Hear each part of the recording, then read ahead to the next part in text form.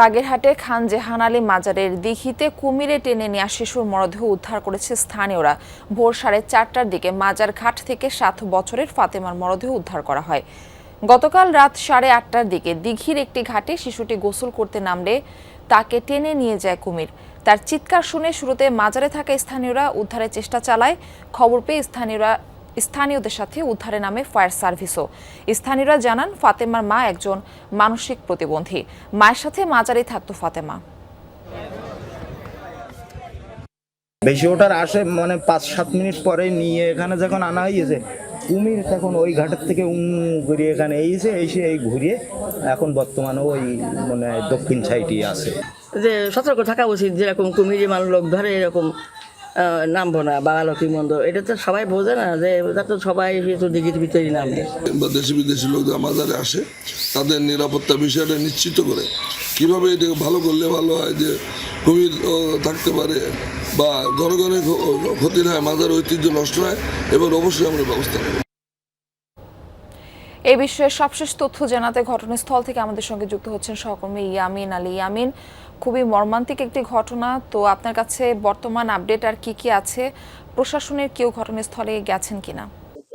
Murphy, আমি যদি বলি যেটি আপনি বলছিলেন, আসলে এটি হৃদয় বিদারক ঘটনা। এখানকার বাতাসটা আসলে বেশ ভারী হয়ে আছে দুইটি কারণে। সেটি হলো যে আমরা যদি দেখি যে কোনো শিশুর মৃত্যু হয়েছে, তাহলে সেই বাড়িতে আমরা দেখি যে মানুষের আহাজারি, মানুষ স্বজনদের কান্নাকাটা, কিন্তু এখানে একেবারে সম্পূর্ণ ব্যতিক্রম। কারণ হলো যে সেই যার আসলে কলিজার ধন, সেই হতবাগা মা, সে জানে না যে তার সন্তানটা আসলে না ফেরার দেশে চলে গেছে। তিনি নির্বাক, তিনি আসলে জানেন কি জানেন না বা বোঝেন কি বোঝেন না, সেটি আসলে বোঝাটা বেশ খানিকটা মুশকিল। কারণ হলো তিনি মানসিক ভারসাম্যহীন।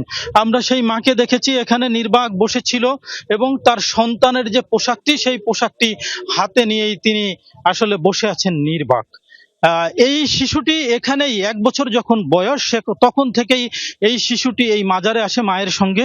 তখন থেকেই এই শিশুটির এখানে বেড়ে ওঠা, এখানেই তার ঘুমানো, এখানেই খাওয়া, এখানেই তার রাত্রি যাপন, এখানে এই দিঘিতেই তার গোসল।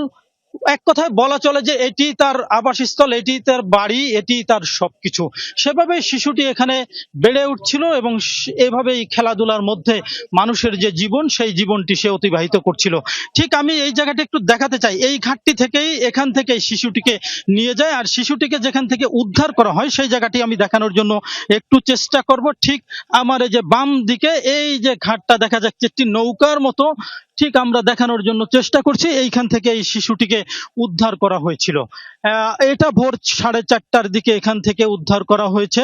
এখানের স্থানীয় যারা খাদেম আছেন তারা আসলে নিরলস চেষ্টা করেছেন।